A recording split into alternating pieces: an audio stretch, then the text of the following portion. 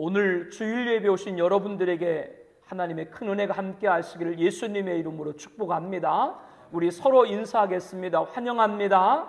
축복합니다. 사랑합니다. 감사합니다. 우리 8월은 세움의 달이죠. 예수님께서 온 몸이 각마디를 통하여 도움을 받음으로 연결되고 결합되어 각 지체의 분량대로 역사하여 그 몸을 자라게 하며 사랑 안에서 스스로 세우느라 말씀을 하죠. 우리는 예수님의 몸이다.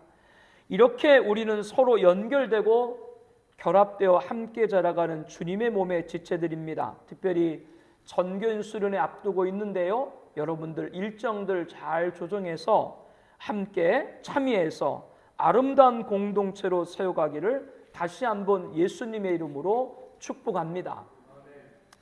창세기 6장에서 하나님의 아들들이 사람의 딸들과 통혼을 했고 인간의 모든 생각이 악하고 세상에 죄가 가득함으로 이를 한탄하신 하나님께서는 인간들을 지면에서 쓸어버리기로 결단하셨죠. 그 심판의 방법은 물심판이었습니다. 하나님께서는 내가 홍수를 땅에 일으켜 무릇 생명의 기운이 있는 모든 육체를 천하에서 멸절하리니 땅에 있는 것들이 다 죽으리라. 그러나 노아는 여호와께 은혜를 입었더라. 노아와 그의 가족은 심판에서 건짐을 받았죠. 그리고 창세기 7장에서는 하나님의 대홍수를 통한 물심판을 기록을 하고 있습니다.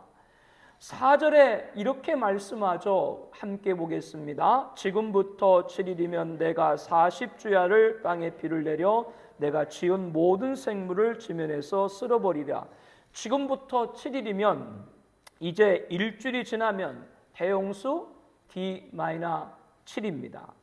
이어 노아가 여호와께 자기에게 명하신 대로 다 준행하였더라. 5절에 말씀을 합니다. 이를 통해 볼 때 노아는 대홍수 7일 전에 하나님께서 명령하신 방주를 다 완성을 했고 모든 명령을 이행한 것을 볼 수가 있습니다. 지난주 6장에서는 방주의 식양에 관해서 자세하게 말씀을 하고 있고요.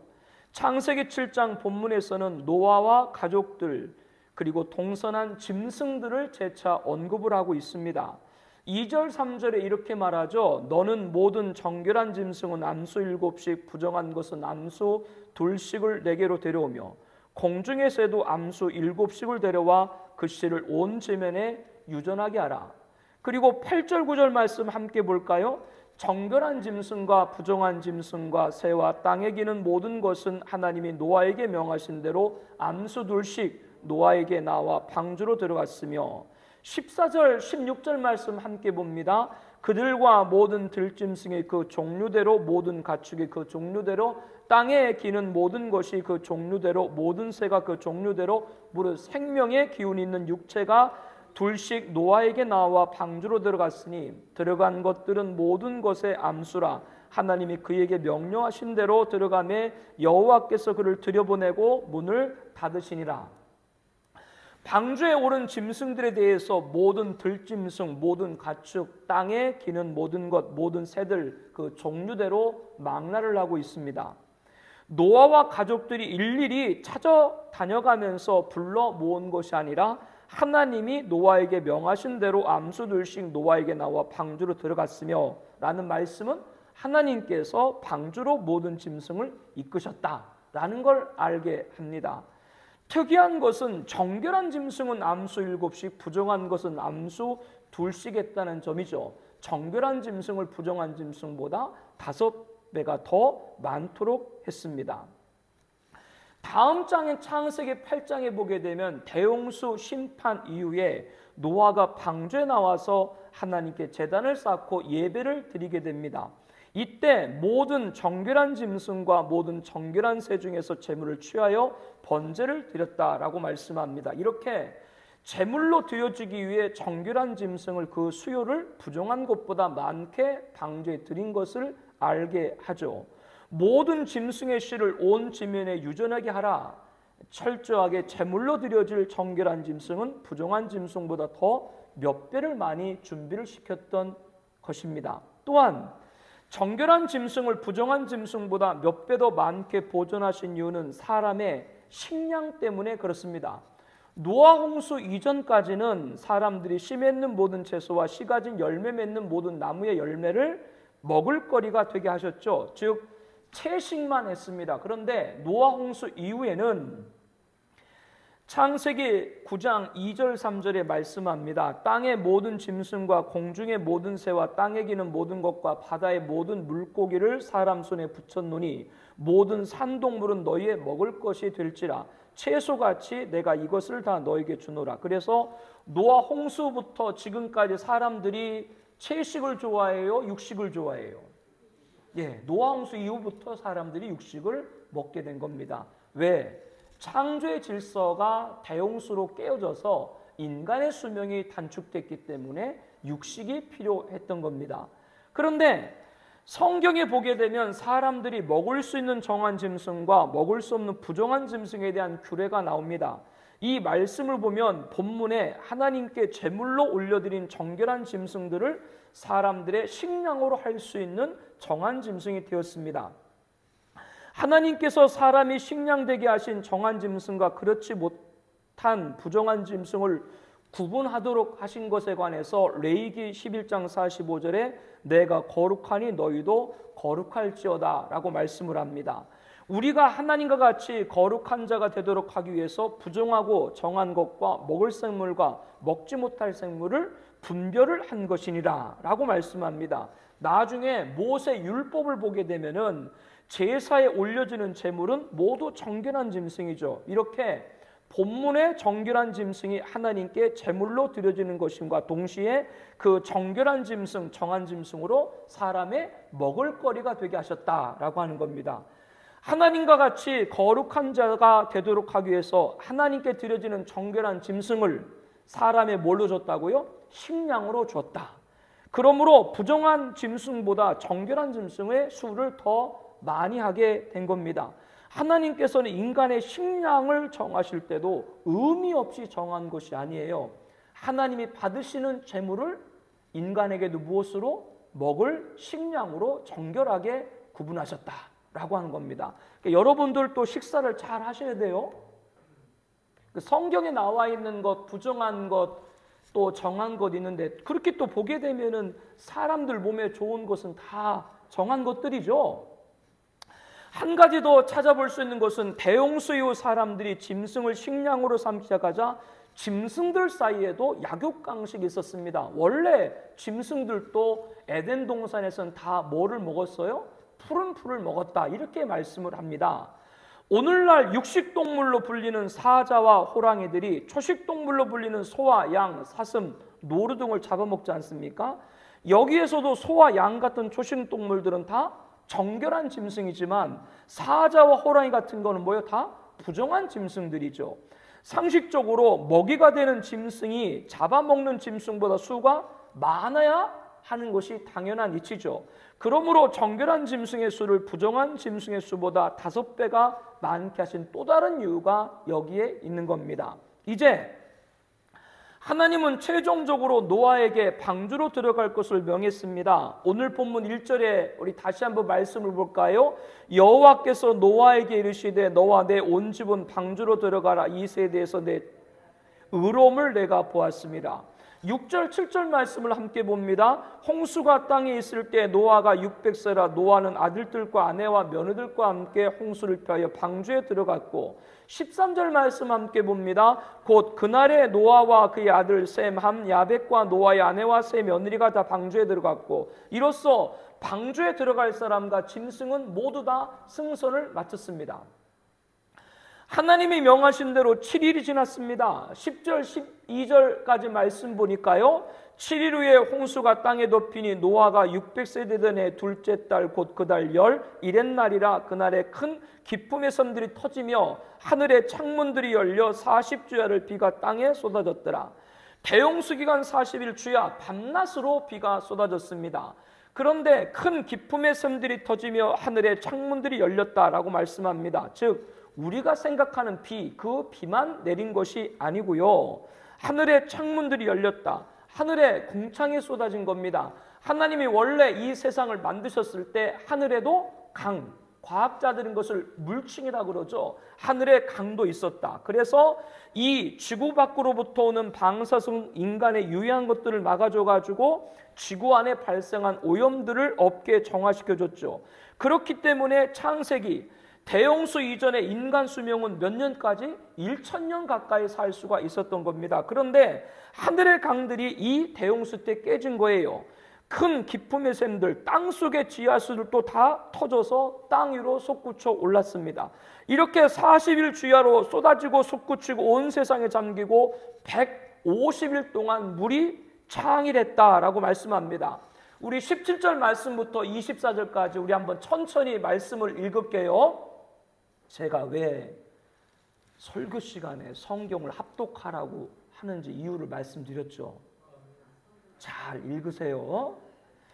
함께 봅니다. 홍수가 땅에 40일 동안 계속된지라 물이 많아져 방주가 땅에서 떠올랐고 물이 더 많아져 땅에 넘침에 방주가 물 위에 떠다녔으며 물의 땅이 더욱 넘침에 천하의 높은 산이 다 잠겼더니 물이 불어서 15규빗이나 오르니 산들이 잠긴지라 땅 위에 움직이는 생물이 다 죽었으니 곧 새와 가축과 들짐승과 땅에 기는 모든 것과 모든 사람이라 육지에 있어 그 코에 생명의 기운이 숨어 있는 것은 다 죽었더라. 지면의 모든 생물을 쓸어버리시니 곧 사람과 가축 기는 것과 공중의 새까지라. 이들은 땅에서 쓸어버림을 당하였으되 오직 노아와 그와 함께 방주에 있는 자들만 남았더라. 물이 150일 땅에 넘쳤더라. 이러한 중에 코로 호흡하는 그 어떤 생명체도 생존할 수가 없었던 것이죠. 사람과 가축과 기는 것과 공중의 새까지 코로 호흡한 모든 것은 죽임을 당한 겁니다.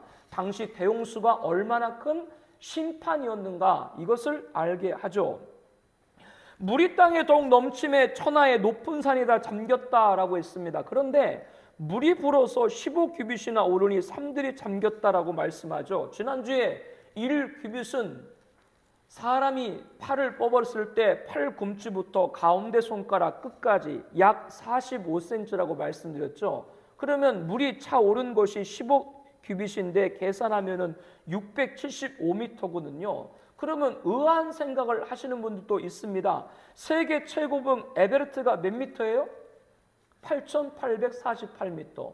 우리나라에서 가장 높은 백두산이 2,744m. 최남단 한라산이 몇 미터인지 아세요? 한 번 구경 오십시오. 그래서 1950m라네요. 그런데 그렇게 따지면 에베레스트는 고사하고 백두산 절반도 안 되는 675m의 천하의 높은 산들이 모두 잠겼다. 이거 잘못된 거 아니냐 이렇게 말하시는 분들도 있습니다. 그러나 이에 대한 의문은 성경의 증언을 통해서 분명히 알 수 있습니다. 아까 노아 홍수 당시 킴 기품의 샘들이 터지며 하늘이 창문이 열렸다라고 했습니다. 하늘에서 비만 내린 것이 아니라 물층인 하늘의 강들이 깨져 땅으로 쏟아졌고 또 깊은 샘들이 터졌다. 땅속의 지하수들이 터져서 땅 위로 솟구쳐 올랐다. 이렇게 말합니다. 이렇게 40일 주야로 깨지고 터져 쏟아지고 솟구쳤습니다. 이때 땅속의 지하수들이 터졌을 때 지각의 변동이 된 것이죠. 지금도 큰 홍수가 나면 산사태가 나죠. 산사태가 나가지고 산들이 다 무너지죠. 또 대지진이 있으면 지구의 지축까지 이동을 하죠. 그래서 땅들이 깨지고 지하수가 솟구치면서 하늘에서 물증이 터지면서 땅들의 산들이 다 무너져 내린 것이죠. 그래서 물 15규빗 675m의 모든 산들이 다 잠겨버린 겁니다. 성경은 과학을 뛰어넘은 책이면서 가장 과학적인 책이 성경인 거예요. 불신을 가지니까 그렇지 말씀을 믿으면 과학적으로도 입증된다는 것이 얼마든지 성경 안에 밝혀지고 있습니다. 40일 주야로 하늘에서 쏟아지고 땅에서 솟구쳐 150일 동안 물이 온 세상을 덮어버렸습니다. 살 수 있는 존재가 아무것도 없는 것이죠. 대홍수 전 노아가 외친 심판의 메시지를 듣지 않았던 모든 자들은 다 멸망을 당했습니다. 인간의 죄로 저주받은 모든 짐승들도 죽임을 당했습니다. 하나님은 방주를 완성하고 이끄신 짐승들을 모두 승선시킨 노아에게 최종적으로 16절에 이렇게 말하죠. 하나님이 그에게 명하신 대로 들어가며 여호와께서 그를 들여보내고 문을 닫으시니라. 우리가 생각할 때는 노아가 최종적으로 점검하고 노아가 방주문을 닫았을 것 같은데 성경은 뭐라고 말씀합니까? 하나님이 방주의 문을 닫았다 이렇게 말씀을 합니다. 여기에 어떤 의미가 있습니까? 하나님이 닫으시면 열 자가 없는 거예요. 닫힌 방주의 문은 이제 열리지 않습니다. 성도 여러분, 잠시 방주문이 닫힌 그 당시로 돌아가 보시길 바랍니다. 머릿속에 상상을 한번 그려보세요. 40일 주야로 하늘에서 비가 쏟아지고 하늘이 터져 물이 쏟아지고 땅의 샘이 깨져 지하수가 솟구쳐 오르고 삽시간에 사람들의 키를 넘고 가옥의 지붕 위를 넘고 살려달라는 애원하는 사람들이 떠오르지 않습니까? 이런 상상은 현실에도 드물지 않게 찾아볼 수 있죠. 일본 미야자키에서 규모 7.1 강진이 있었죠. 그런데 이 지진이 난카이 대지진 전조라고 우려하고 있죠. 일본에서는 우리가 잘 알고 있는 도쿄, 오사카, 후쿠오카, 나고야 다 난카이 해곡 주변인데 이 지역은 100년에서 150년 주기로 대지진이 발생합니다. 그래서 일본 정부는 앞으로 30년 이내에 대지진 발생할 확률이 70에서 80%다. 30년 이내면 그것이 하루 후가 될 수도 있고 일주일 후가 될 수도 있는 것이죠. 가장 최근에 발생한 지진의 일 중 가장 강력했던 2011년 동일본 대지진 때 진도가 무려 9.0의 대지진이었습니다. 일본에서 1만 9천여 명의 사망자가 있었죠. 그때 여러분들 TV를 통해서 보셨죠? 지진 해일. 그 지진 해일을 피하려고 승용차가 최대 속도를 내고 달렸는데 그렇지만 그 승용차가 아무리 속도 내도 지질, 해인 그거를 따라잡지 못하고 순식간에 파도에 휩싸여버린 것을 보았습니다. 또한 건물 옥상에서 발에까지 물이 차오르자 사색이 된 얼굴로 구조를 애타게 기다리는 사람들도 우리는 TV를 통해서 봤죠. 그렇다면 노아 홍수 당시 아비규환이죠. 얼마나 많은 사람들이 방주를 향해서 열어달라고 했겠어요. 그러나 닫힌 방주문은 열리지가 않습니다. 이 사실은 우리들에게 무엇을 교훈하고 있습니까? 방주문이 닫히기 전 하나님께서 노아에게 이렇게 말했죠. 너와 내 집은 방주로 들어가라. 이 말씀을 들어야 됩니다. 다 같이 요한계시록 3장 7절 8절 말씀 함께 보겠습니다. 빌라델비아 교회 사자에게 편지하라. 기록하고 진실하사 다윗의 열쇠를 가지시니 곧 열면 닫을 사람이 없고 닫으면 열 사람이 없는 그가 이르시되 볼지어다 내가 내 앞에 열린 문을 두었으니 능히 닫을 사람이 없으리라. 내가 내 행위를 아노니 내가 작은 능력을 가지고도 내 말을 지키며 내 이름을 배반하지 아니하였도다. 다윗의 열쇠를 가지시는 누굽니까? 예수님입니다. 구약의 메시아는 다윗의 자손으로 오신다라고 예언이 되었거든요. 다윗 왕권으로 오실 자라는 것이죠. 그래서 예수님은 다윗의 뿌리에서 오셨죠. 이 예수님께서 어떤 열쇠를 가졌습니까? 열면 닫을 사람이 없고 닫으면 열 사람이 없는 열쇠를 가졌습니다. 그 예수님께서 내가 내 앞에 열린 문을 두었으니 능히 닫을 사람이 없으리라. 예수님께서는 열린 문이신 것이죠. 대홍수 이전에 방주의 열린 문은 누구예요? 예수님입니다. 오늘날 또 열린 문은 누구예요? 예수님입니다. 예수님은 어떤 열린 문입니까? 요한복음 3장 16절 17절 말씀 함께 보겠습니다. 하나님이 세상을 사랑처럼 사랑하사 독생자를 줬으니 이는 그를 믿는 자마다 멸망하지 않고 영생을 얻게 하려 하심이라.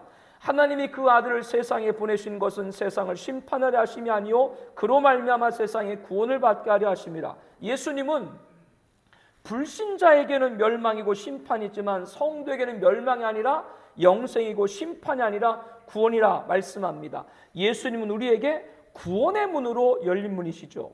듣는 자도 오라 할 것이요 목마른 자도 올 것이요 또한 원하는 자는 값없이 원하는 자는 값없이 생명수를 받으리라. 예수님은 우리에게 생명수를 마시는 천국의 문으로 열린 문이시죠. 신랑이 오므로 준비했던 자들은 함께 혼인잔치에 들어가고 문은 닫힌지라. 종말시대인 7년 환란 중 후 4년 반 붉은 빛짐승 청황색 말탄자 적그리스도 통치기간 때 예수님은 우리를 보호하시기 위한 준비하신 예비처의 문으로 열린 문이신 거죠. 여러분 대홍수 때 노아가 대홍수를 피했어요? 대홍수를 맞았어요? 피했단 말은 사실은 안 맞아. 엄밀히 보면 대홍수를 맞았죠. 그런데 하나님이 예비하신 방주에서 살아남았죠. 그와 마찬가지로 종말 시대 7년 환란 중 후 4년 반 짐승이 통치할 때도 그 환란 가운데도 하나님은 뭐요? 예비처. 그를 통해 가지고 주의 백성을 보호하신다라고 하는 것이죠. 이렇게 예수님은 예비처의 문으로 열린 문입니다. 예수께서 떡을 가져 축사하신 후에 앉아있는 자들에게 나눠주시고 물고기도 그렇게 그들의 원대로 주시니라. 남자만 5천여 명도 먹고도 12광주가 남았죠. 예수님은 축복의 문으로 열린 문입니다. 12해를 혈루증으로 앓았던 여인, 지난 12년 동안 아무에게도 고침받았던 모자, 아주 불쌍한 여인이었죠. 그녀는 예수께서 길을 지나가신다는 말을 듣고 차마 예수님 앞에 서지도 못하고 뒤로 와서 그의 옷가에 손을 대니 혈루증이 즉시 그쳤습니다. 여인은 예수님을 살짝 터치만 했는데도 예수님은 다 알고 계셨죠. 자신에게 손을 댄 자가 있도다. 이는 내게서 능력이 나간 줄 알미라 라고 말씀을 했습니다. 이에 여인은 숨기지 못할 줄 알고 떨며 나와 주님 앞에 엎드려서 모든 사람 앞에서 손댄 이유가 내가 예수님 옷에 손만 대어도 낫겠다는 믿음을 증거했습니다. 그리고 나은 것을 간증했죠. 이에 예수님께서 뭐라고 그러셨어요? 누가복음 9장 48절 말씀 함께 봅니다. 예수께서 이르시되 딸아 내 믿음이 너를 구원하였으니 평안히 가라 하시더라. 예수님은 간절한 소망에 응답하신 역사의 문으로 열린 문인 줄로 믿습니다. 예수님은 열린 문인데 어떤 열린 문이라고요? 구원의 문이시고 천국의 문이시고 예비처의 문이시고 축복의 문이시고 역사의 문이시죠. 예수님을 구원자로 영접하면 이 문 안으로 들어가는 은혜를 베풀어 주시는 것입니다. 그런데 명심해야 될 것이 있습니다. 예수님은 열린 문인데 그 문은 영원하지 않다라고 하는 것이죠. 무슨 말인가? 노아의 방주가 문이 닫혔던 것처럼 예수님의 열린 문도 지금은 열렸지만 닫힐 때가 있습니다. 이것이 무슨 말입니까? 지금은 누구나 예수님 믿으면 구원을 받습니다. 고린도후서 6장 2절 말씀을 함께 보겠습니다. 보라 지금은 은혜 받을 만한 때요 보라 지금은 구원의 날이로다. 이 말씀은 구약 이사야 49장 8절 말씀을 인용한 겁니다. 여호와께서 이같이 이르시되 은혜의 때에 내가 내게 응답하였고 구원의 날에 내가 너를 도왔다. 은혜의 때에 구원의 날에 내가 너를 도왔다. 여기 보게 되면은 지금은 은혜 받을 만한 때요 보라 지금은 구원의 날이다. 지금이란 말이 나오고 때라는 말이 나오죠. 지금 때라고 하는 것은 유한하다고 하는 거예요, 영원하다고 하는 거예요. 이것은 유한하다고 하는 것이죠. 지금은 은혜의 때입니다. 구원의 날입니다. 이를 교회 시대라고 그러죠. 저와 여러분이 구원받는 시대입니다. 그러나 저와 여러분 같은 이방인이 구원이 채워질 충만한 수가 차면 은혜의 때, 구원의 날은 끝이다. 종말이 온다고 로마서 11장 25절에 말씀합니다. 노아의 방주문이 닫힐 때가 있듯이 지금 우리가 구원받는 시기도 끝이 있다라고 하는 것이죠. 그날이 다가오고 있습니다. 그날이 언제인지는 모르지만 그날이 임박해감을 알 수 있습니다. 이를 알 수 있는 것이 무엇이라 그랬어요? 징조라 그랬죠. 모든 상황을 보았을 때 그렇습니다. 이에 대해서 주님은 마지막 때가 임박함을 알라고 했습니다. 지난주에도 말씀을 나눴죠. 오늘날 세상은 전염병의 창고라고 민족과 민족, 나라와 나라, 분쟁과 테러, 기후장으로 불리는 극심한 자연재해, 자원의 인계점, 식량 부족과 식수의 고갈과 세계대전의 고조, 위기가 고조되고 있습니다. 누가복음 21장 10절 11절에 예수님이 이에 대해서 이렇게 말씀을 하죠. 함께 봅니다. 또 이르시되 민족이 민족을 나라가 나라를 대적하여 일어나겠고 곳곳에 큰 지진과 기근과 전염병이 있겠고 또 무서운 일과 하늘로부터 큰 징조들이 있으리라. 이 말씀과 똑같이 지금은 어느 시대라고 하는 거예요? 마지막 시대다. 그러면 이러한 때 우리는 어떻게 해야 됩니까? 예수님은 누가복음 21장 34절 36절에 말씀합니다. 함께 봅니다. 너희는 스스로 조심하라. 그렇지 않으면 방탕과 술 취함과 생활의 염려로 마음이 둔화해지고 뜻밖의 그날이 덫과 같이 너에게 임하리니 이날은 온 지구상에 거하는 모든 사람에게 임하리라. 이러므로 너희는 장차 올 이 모든 일을 능히 피하고 인자 앞에 서도록 항상 기도하며 깨어있으라 하신다. 말씀을 합니다. 파리 올림픽 개막식 공연에 등장한 청황색 말 탄 자는 성경에 그 이름이 사망이고 은부, 지옥이 뒤따른다 말씀을 합니다. 올림픽을 인류의 죽음, 그것도 영원한 죽음, 지옥으로 안내하고 있는 것이죠. 고대에는 신전을 만들어서 우상을 세우고 경배했습니다. 그러나 지금은 마귀가 간계해서 올림픽 같은 대전이나 국제행사 등 무대를 신전으로 만들어서 사탄 숭배를 벌이고 있는 것이죠. 이 죄악이 하늘을 찌르고 있는 겁니다. 이 모든 것이 마지막 징조입니다. 이제 구원의 날이 종료되고 있다라는 걸 우리에게 알려주고 있는 거예요. 그렇다면 이 작금의 사태의 마지막됨을 알고 장차 이 모든 일을 능히 피하고 인자 예수님 앞에 서도록 항상 기도하며 깨어 있어야 되는데, 우리가 항상 기도하며 깨어 있어야 되려면 어떻게 됩니까? 바로 교회입니다. 교회는 성도들이 모여 예배드리고 항상 기도하며 깨어있고 말씀을 나누고 종말의 때임을 경성하고 믿음에서 낙오하지 않도록 신앙을 견고히 하는 것입니다. 그러므로 지금의 방주는 어디예요? 교회예요. 방주가 교회를 상징하는 것이 분명한 성경의 증언이 있기 때문에 그렇죠. 그러므로 교회를 떠나서는 안 됩니다. 그렇지 않고는 항상 기도하며 깨어 있어서 작금의 사태를 보고 주오심을 맞이하고 준비할 수가 없어요.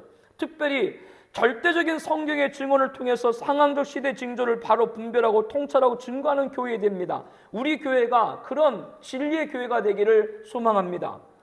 지금 시대에 벌어지고 있는 사태들, 마지막을 알리는 징조임이 분명합니다. 그렇다면 이를 알고 증언해야 됩니다.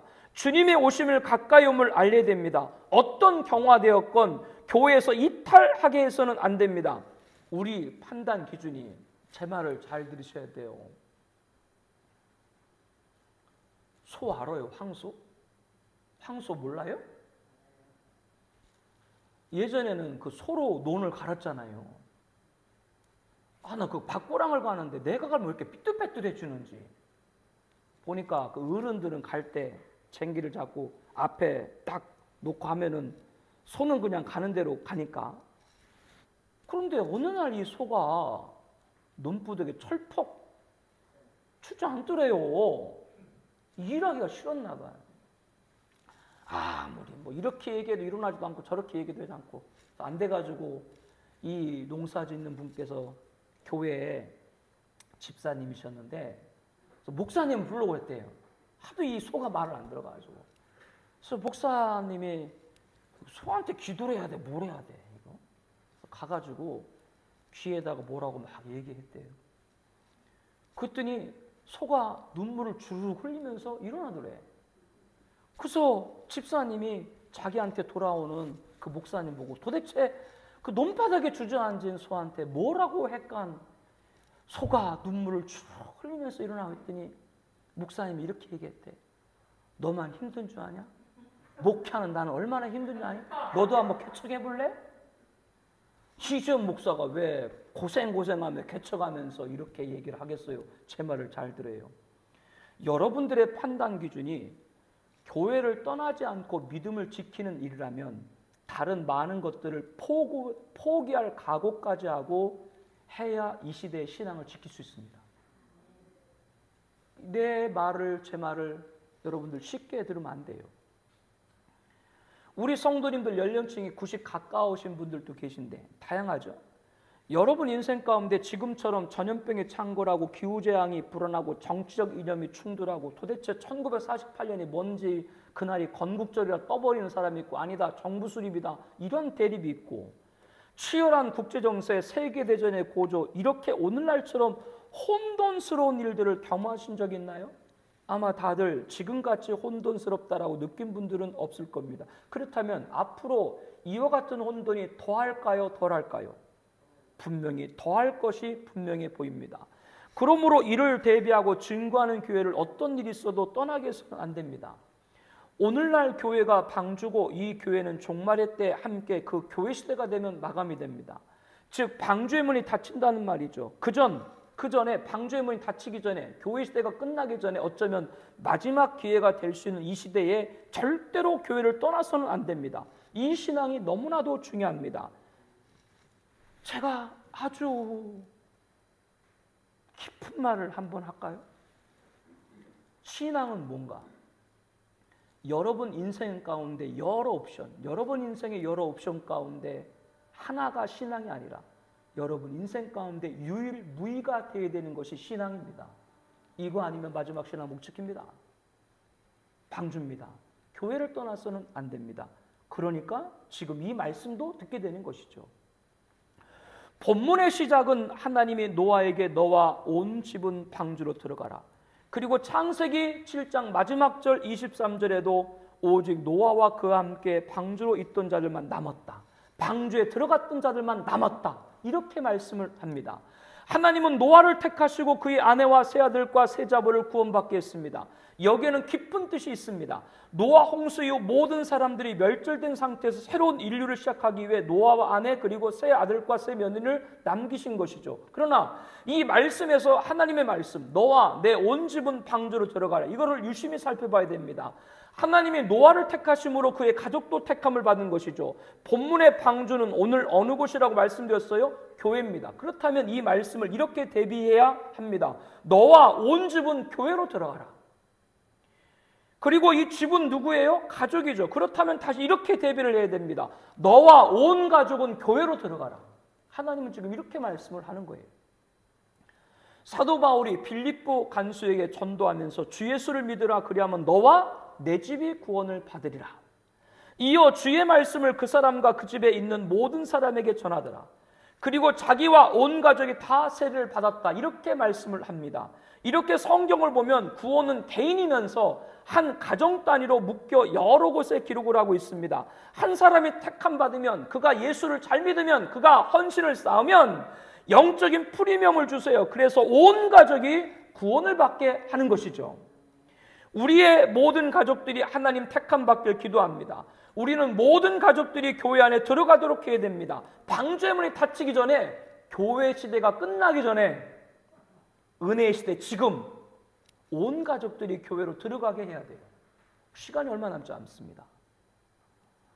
한 분과 대화를 나누게 됐습니다. 아주 신실하신 권사님이신데요, 자녀들도 삼남매가 다 하나님을 참 잘 믿어요. 애들이 다 어떻게 그렇게 잘생기고 이쁜지, 속 한 번 안 새기고 아주 복된 가정이었습니다. 그래서 제가 문득 그렇게 묻었죠.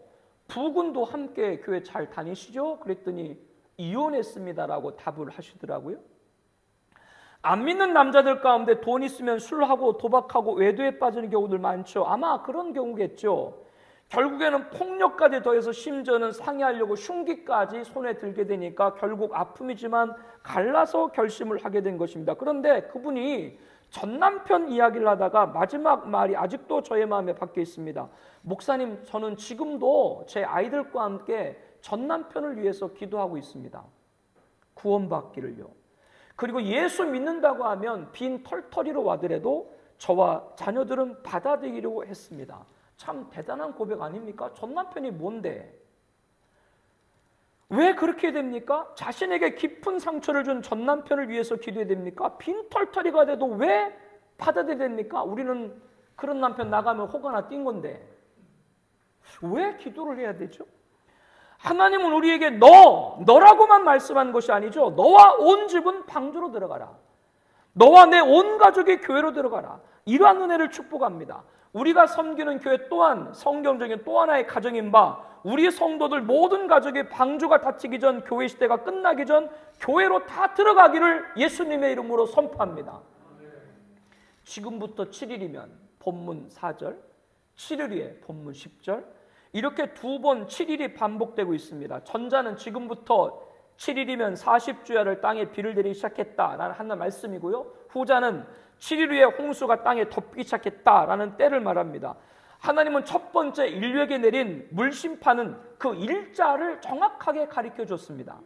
그 이유는 저도 모릅니다. 그러나 성경을 통해 유추할 수 있습니다. 제가 여러분에게 설교할 때 이거는 성경의 증언입니다 라고 하면 그 증언이란 말은 성경 그대로 말씀이고, 이거는 성경을 통한 유추입니다 그러면 성경에 정확하게 명시되어 있지 않지만 성경을 통해서 본 추론입니다. 그렇게 여러분들이 잘 이해를 해주시고 들으세요. 이거는 유추입니다. 하나님께서 전 인류 가운데 노아와 한 개인, 그 가족만을 택했기 때문에 첫 번째 심판은 일자를 가르쳐 준 거죠. 그러나 마지막 심판, 불심판은 아무도 모릅니다. 마가복음 13장 32절에 보니까 그날과 그때는 아버지도 모르니 하늘에 있는 천사들도 아들도 모르고 아버지 하나님만 아신다. 그러면 첫 심판, 물심판 때는 노아에게 정확한 날짜를 알게 하셨고 마지막 불심판에 관해서는 모르게 하셨을까요? 앞에 답변에 반대입니다. 물심판 때는 누구만 택했어요? 노아만 택했기 때문에 그에게 가르쳐줬습니다. 그러나 오늘날 구원받은 사람들이 얼마나 많습니까? 예수님 영접한 모든 성도입니다. 예수님 재림 때 마태복음 24장 31절에 보게 되면 그가 큰 나팔 소리와 함께 천사를 보내니 그들이 그의 택하신 자들을 하늘 이끝에서 저 끝까지 사방에서 모으리라. 하나님의 택자들이 마지막 때 구원받을 택자들, 예수님 재림 맞이할 성도를 보니까 하늘을 가득 채울 정도로 많다, 이렇게 말씀합니다. 그렇다면 그들 각각 택자 모든 각각에게 종말의 때를 알려준다면 어떤 현상이 벌어지겠어요? 하나님은 절대자이시지만 인간은 피조물입니다. 허물투성이죠. 똑같은 한 분 하나님께 받는다고 해도 인간은 각각 다르게 해석을 할 수가 있습니다. 그게 인간의 한계죠. 그러한 혼란은 하나님이 일하시는 방법이 아닙니다. 공영방송인 KBS에서 다큐 인사이트 모던 코리아 휴거를 방영한 적이 있었습니다. 지금부터 약 30여 년 전인 1992년 10월 28일 예수님 재림한다고 주장을 펼친 담임 선교를 다룬 내용입니다. 당시 주동자는 물론이고 많은 개신교 목사님들과 성도님들이 동참을 해서 큰 무리를 일으킨 바 있죠. 우리가 듣기에는 허황된 말들인데 사람들이 미혹된 데에는 받았다, 보았다는 사람들이 많았기 때문에 그렇습니다. 어느 날부터 이 집단에 빠진 사람들이 꿈과 환상 중에 1992 숫자를 보았다는 간증을 하기 시작을 했습니다. 집회에 가면 매일같이 예수님 재림연도가 1992다 들으니까 세뇌가 되어서 꿈에도 그렇게 나타난 거죠. 마귀가 장난을 한 거죠. 다미선교의 신도들 가운데 잘못된 체험을 증언하고 그 간증을 들은 사람들은 그날 집에 돌아가서 잠을 자는데 한술 더 또 1992 10월 28일 날짜까지 정확히 본 사람들이 생겼습니다. 그뿐 아니죠. 자신들이 집회에 참석하고 집회에 돌아가는 길에 하늘에 구름이 갑자기 1028로 변했다, 이런 사람들이 막 등장을 했어요. 제가 신학생 때 섬겼던데 집사님들도 거기 많이 갔어요. 이로 인해 많은 사람이 미혹을 받고 신앙을 잃고 가정이 파괴되고 재산을 탕제했죠. 이렇게 보았다, 받았다는 것이 얼마나 허황할 수 있다는 것을 아시는 하나님께서는 마지막 불심판에 관해서는 한 명도 아니고 택한 모든 성도를 구원하기 위해서 그날을 가르쳐주지 않은 겁니다. 인간은 똑같은 하나님 통해 받아도 이렇게 저렇게 다르게 맞을 수 있는 연약하고 부족한 존재이기 때문에 그렇죠. 그러므로 첫 심판, 물심판의 날짜를 알려줬지만 마지막 불심판 날짜를 알려주지 않은 이유가 여기 있습니다. 이것은 제가 앞서 말한 대로 성경을 통해서 본 유추입니다. 그리고 첫 심판 때는 노아만을 택했기에 노아만 그날을 알 수 있었습니다. 그런데 여러분들, 노아만 알았는데요, 노아가 혼자만 알았을까요? 이 또한 유추입니다만은 가족들에게 노아가 말했겠어요, 안 했겠어요? 하나님이 7일 후에 비를 내리신데 그 말 했겠어요, 안 했겠어요? 그리고 저는 사람들에게도 알렸을 거라고 생각이 됩니다. 하나님이 가르쳐주면서 야 너만 알아라 이렇게 말하진 않았잖아요. 이건 유추예요. 근데 중요한 거는 사람들에게 알렸는데도 사람들이 믿지 않았다는 것이죠. 어떤 의미인지 여러분 아세요? 한 사람에게 알게 하고 여러 사람에게 알게 하고 여러 사람이 알게 한다고 해서 믿는 것이 아니다. 이거를 알아야 돼요. 누가 믿는 거예요? 택자만 믿는 거예요. 하나님이 택자만 그 소리를 듣는 거예요. 요한계시록 22장 11절에 이렇게 말하죠. 우리 함께 말씀 보겠습니다. 불의를 행하는 자는 그대로 불의를 행하고 더러운 자는 그대로 더럽고 의로운 자는 그대로 의를 행하고 거룩한 자는 그대로 거룩하게 하리라. 이 말씀 그대로입니다. 예수 믿으면 누구나 구원받습니다. 그러나 모두가 예수 믿는 것이 아니죠. 특별한 비밀을 알게 해도 안 믿는 자들, 불택자들은 안 믿는 거예요. 불의를 행하는 자는 그대로 불의를 행하고 더러운 자는 그대로 더를 행하고 그러나 택한 자 그는 의를 행하고 거룩을 그대로 행하게 될 줄로 믿습니다. 그렇다면 오늘 본문의 7일은 우리와 아무 관계가 없는 것일까? 아닙니다. 오늘 또 7일은 중요합니다. 마지막 날을 모른다고 하고서 7일이 왜 중요하다고 제가 말씀을 드릴까요? 7일이 중요하다는 의미는 첫 번째로 마지막 날이 언제인지는 알 수 없지만 알려고 해서도 안 되지만 이 인류의 종점은 반드시 온다라는 것을 알아야 됩니다. 지금도 시간이 흘러가는 역사의 공간 지구 안에서 마지막 날은 반드시 온다는 것을 알아야 됩니다. 둘째는 마지막 날에 분명히 구원받는 자와 심판받는 자가 갈린다는 것을 알아야 됩니다. 세 번째는 우리는 종말의 때 앞으로 7일 후요, 1년 후요, 10년 후라고 말해서도 안 되고 그날을 알려고 해서도 안 되지만 마지막 임박함을 징조를 통해서 전염병이 창궐하고 대지진, 대형 산불, 최대 40, 50도 육박하는 폭염의 자연재해, 기후재앙, 식량 차원의 고갈, 분쟁과 전쟁, 위기의 징조를 보면서 마지막 시대 성도들이 세상에 빠지 않고 오직 예수 믿고 교회를 떠나지 않도록 증언해야 될 책임이 저와 여러분에게 있습니다. 여러분 다 방주로 들어오십시오. 교회 시대가 끝나기 전 방주, 교회로 들어오십시오. 이것이 저와 여러분들이 7이란 말을 통해서 찾는 의미가 되어야 하는 것이죠. 사랑하는 청합의주교 성도 여러분들, 마지막 날이 분명히 있음을 알고 깨어 경성하도록 증거하는 사명을 감당하길 축복합니다. 누가복음 17장 26절 27절 말씀 함께 보겠습니다. 노아의 때가 된 것 같이 인자의 때도 그러하리라. 노아가 방주에 들어가던 날까지 사람들이 먹고 마시고 장가들고 시집가들이 홍수가 나서 그들도 다 멸망시켰으며 예수님께서는 세상 끝에 있어도 노아의 때 된 것 같이 될 것임을 말씀합니다. 즉 마지막 종말도 그와 같이 온다라는 걸 확증하시는 것이죠. 첫 심판인 대홍수 물심판, 예수님이 재림하셔 행하실 마지막 심판 불심판의 예표인 거예요. 노아에게 하나님은 이 세대에서 내가 내 앞에 의로움을 보았다라고 창세기 7장 1절에 말하죠. 우리는 지금 이 시대에 마지막 때에 의로움을 인정받는 성도가 되어야 됩니다. 의인은 무엇인가? 의인은 다른 것이 아닙니다. 지난주도 말씀드렸죠. 의인이 누가 믿으예요? 예수 믿으면 의인인 줄로 믿습니다. 절대로 교회를 떠나지 않는 것이 의인입니다. 그리고 마지막에 오직 노아와 그와 함께 방주했던 자들만 남았더라라고 말씀합니다. 우리도 이 마지막 때 주님 오시는 그날까지 나와 우리 가족 그리고 또 하나 가족인 청하비전교회와 전 세계 진리를 사수하는 교회 안에 남아있어야 될 줄로 믿습니다. 이것이 오늘 말씀을 드린 이유죠. 예수님의 이름으로 축복합니다.